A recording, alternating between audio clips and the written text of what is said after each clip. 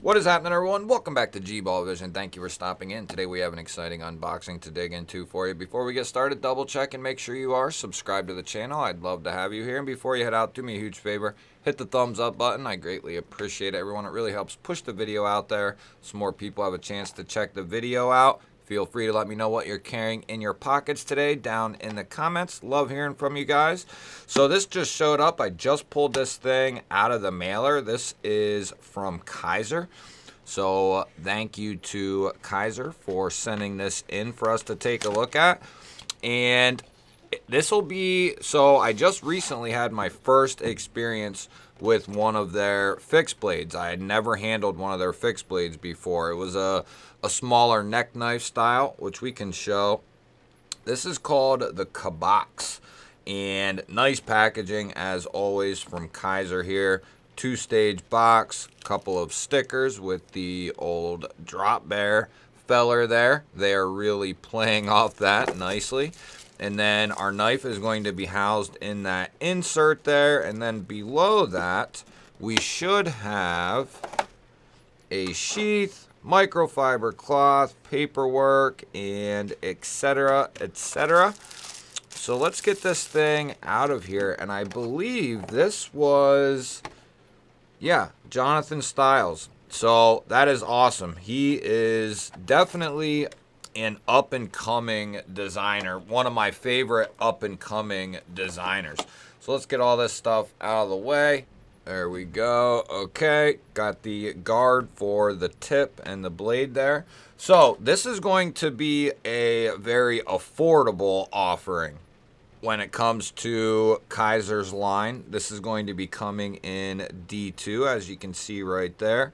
And then this has a PVD coating on it, which is going to help with corrosion resistance and all of that. Protect the blade. D2 is it's a good steel. Where it lacks is its corrosion resistance. And if you have a well done D2 with a good to great coating on it, that kind of is the cure-all for D2. It really, it kind of rounds it off and makes it a very, very solid steel. Especially given in the price range that we're getting D2 now, it's pretty impressive. D2, you know, for people who are new, has, you know, been around for a long time, and it used to be, that was the stuff, that was the steel. And now we can get it just insane. We can get really good D2 for an insanely low price. And I could see why people never want to leave a certain price point, 40, 50, 60 bucks, because you can get a lot of solid stuff in that price point. We have G10 handles here, and they got a light texturing to them and a slight contour to them as well. This isn't a fixed blade. If this had a standard handle, I could say maybe it's something I feel like I've seen before, but this aesthetic with the ring here and just the way this is done, the little mini fuller there, this doesn't remind me of anything. It's a very unique looking fixed blade. And we have two torque screws holding on both sides here. And then we have, of course, full tang construction, which is what you want to look for when it comes to a fixed blade. That is what I recommend. I do not recommend getting something that is, you know, stopped where the handle starts. A lot of cheaper ended fixed blades, very cheap, will basically have just this little tiny tail that goes into the handle, and that's a huge breaking point. Some of them don't even have that. They just are right at, the blade goes right into the top of the handle, and you don't want that. It's a huge failure point. So this is what you want to look for, something that's going to be a full tang. It's just going to be much more dependable. And this is pretty cool right here. I mean, I can still get, so that ring is there, but I can still get a full comfortable grip on this thing. Now I am, you know, I'm squeezed in there, so to speak, but not uncomfortably squeezed in there if I want to get my whole hand on the G10, right? But there's nothing stopping you from kind of going around that ring and getting a grip such as this right here. So you can do that. And then I guess, so what, how would this work? I'm not a kung fu master. I guess you could, something like that, maybe? I don't know. Maybe it's more of just an aesthetic thing. I guess that would, if you kind of reversed it, you could put the pointer finger through there. But, so that wouldn't work. Yeah, I don't know. I think that would be about it, right? I guess that does feel, once you get situated, that does feel pretty good. I guess that would be a way you could incorporate the ring, unless there's just something I'm not thinking of, which is definitely possible. We do have a little bit of jimping here on the spine. Wouldn't mind seeing that run, you know, most of the way of the blade. We have Jon Styles' little maker's mark there and the name of the knife. And then going to the sheath, very nice. So we have a slimmed down sheath here. Nothing extra going on with it, which I very much appreciate. We have a nice little thumb ramp here. You're basically situated on the knife as you go to pull this thing out, which can't be said for all fixed blades. They angle this and cut this in or back out, so to speak, so you can get that pointer finger right there almost where you're going to be. You might have to slide up just a small increment there to get situated, but not really. I'm pretty much there. So that's a nice touch when you want to get this thing out quickly, make a cut. I don't know if this is maybe geared more for self-defense, tactical, because that's almost really what it feels like. I mean, the way that you're able to grab this out of the sheath, I don't know. So if you have it like this, you could also do that, like a reverse grip out of the sheath through the ring. It's got great retention.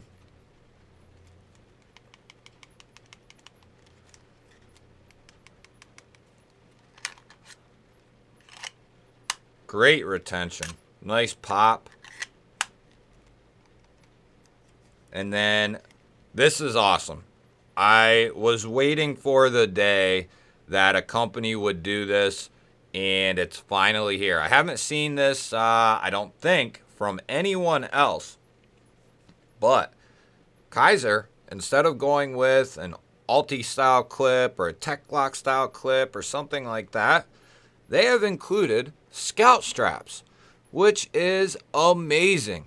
I would have to say a lot of people switch to scout straps. Not everyone. There's some people who carry in the belt. There's some people who switch to an Alti-style clip and carry in the pocket, you know, depending on the fixed blade, of course. But a lot of people have been going to scout straps. And not only are scout straps awesome for on the belt and on your waistline, but they also work well for lashing to a pack in some ways. Now, if we were going to use scout straps for a pack, depending on the pack or the kit you're going to attach it to, you know, I would also probably lash it with paracord as well. But this just gives you the ability to mount this thing horizontally, which is phenomenal. Is this set up for a left-hand draw, it looks like? Wouldn't that be, I guess, unless you were carrying this in the front. So I guess if you were going to carry it in the front, you would have it like this, or the one to your right side. If you want to carry it in the back, so it would be like this, or I guess you could carry it upside down if you wanted on the belt.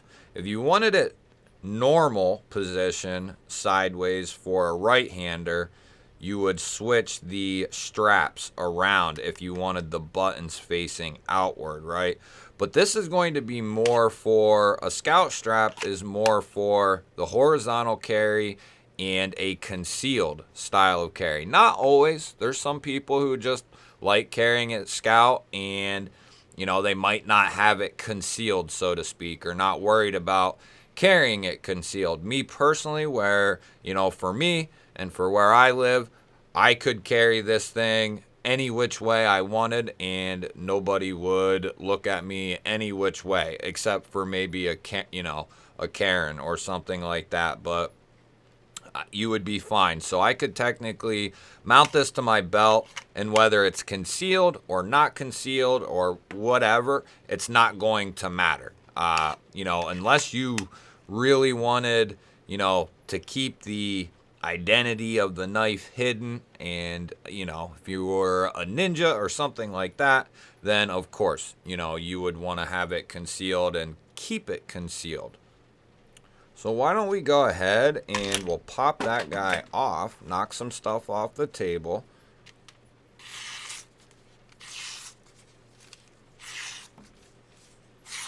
That has a sticky edge. It hit my table and I could feel it kind of stick in there. That's what she said. Yeah, that's got a buttery.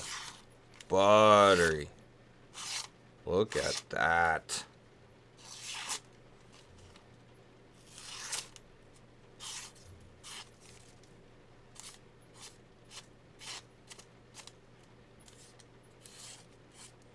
Yeah, that thing is razor sharp. That is nice. Kizer just continues to do a phenomenal job, and I hope we never see them go backwards, so to speak. If you are wondering, some people will probably complain, or there could be a complainer out there if we don't do this. So it's coming in right at 8 inches.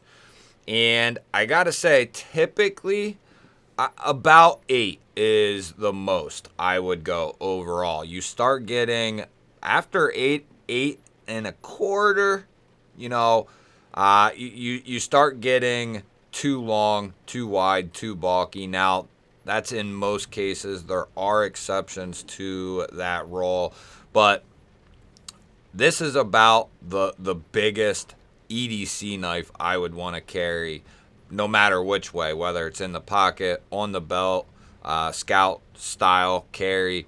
Now, for an EDC, for a bigger size fixed blade that you're going out into the woods or hiking or camping or something like that, then of course that's a entirely separate scenario. But in the case of EDC and a true EDC fixed blade, this is about the biggest I would want to go as far as length, thickness, you know, height of the handle, height of the blade. That's about the largest I would want to go. For instance, here is the new Jack Wolf Knives fixed blade. Now, I'm not saying this is my preferred size, but you can see in comparison here how much bigger that Kizer really is than the Jack Wolf. I would say I like both of these sizes. This is a perfect size for certain tasks, right? And this would be a perfect size for certain tasks. I like something that really sits in the middle as far as size. I'd love it if Jack Wolf did something. So this is just under 6, and that is 8. If Jack Wolf did something like 7 inch, 7.25, just like this profile, oh man, because look how it's so much thinner and skinnier. And if this was just a little longer, that I could really get a nice spread out grip on it. So basically, we would be adding an inch to this thing. So maybe a little bit more blade. So if we're at 2.5, so if we could do like 3 inches of blade and like 3 to 3.25 of blade and like 4 inches of handle, that would be perfect. I mean, just perfect for me, personally. And there's a few knives that sit in that perimeter. Now, I'm not bringing out the sheath for this knife, but this Asher Knives Little Buddy here, Lil Buddy, is about as perfect for me, personally, for an EDC fixed blade as can possibly be. It's just shy of 7 1/4. It's like 7 3/16, but it's perfect. I can get a full grip on this thing comfortably. It's contoured and textured. And then we have this drop point blade, an S90V with a healthy blade stock there, fully flat ground. Just a beautiful blade shape. Plenty of blade there to knock out any EDC task you could run into. So that's kind of my ideal size right there. But I could see anything from here to here to here being a good size. Anything after about this size, though, it starts to get, you know, a little bit overwhelming when it comes to the size of the fixed blade, and just not something I prefer. More power to you if you want to carry something a little bit bigger than this guy here. But I would say this is right on the cusp of an EDC blade, like a true right on the cusp of, you know, that outdoor companion style fixed blade to an EDC fixed blade. It's right there. This would be a great crossover knife for that. You know, if you happen to find yourself, you know, using this as an EDC, but then find yourself in a situation, you know, that theoretical situation where this is all you have on your belt and you're out in the woods or whatever, you have that long walk home, so to speak. This would be able to get a lot of things done. Now, as far as striking a ferro rod, that's probably where this thing would not do that well. Now, you could change that by, you know, really shaving this down in a certain area and make that 90-degree spine nice and sharp. But that's if you wanted to make this that type of knife. If you have no intentions of needing the knife for that, you know, as I wouldn't. I have strikers everywhere, and I have knives that can strike a ferro rod everywhere. So if I were to have this, you know, I got stuff in my bag, in my truck, in my sling bag, at home, all over the place. You know, if I were to need to strike a ferro rod, I could do it with or without the knife. So that would be entirely up to you, but it's possible. This is a nice little setup here. I really like that they included the scout straps with this thing. Jon Styles is doing a phenomenal job at kind of making his own waves and his own path, doing folders. Now he's doing fixed blades as well. And this is a really solid design from him and a really good build from Kizer. You guys will have to let me know, what do you think? What do you think of Jon Styles as well? Love hearing from you. And let me know what you think of the knives, these fixed blades, finally coming with scout straps. I absolutely love it. Let me know what you think. Don't forget to hit the thumbs up button. I always appreciate that, everyone. If you like this type of content, we release videos every single day here. Hit the subscribe button, ring the little bell. I'd love to have you here. Throw up a couple of new videos. Go check one of them out. Have yourself an awesome day. Thanks again for watching. I will catch you on the next one.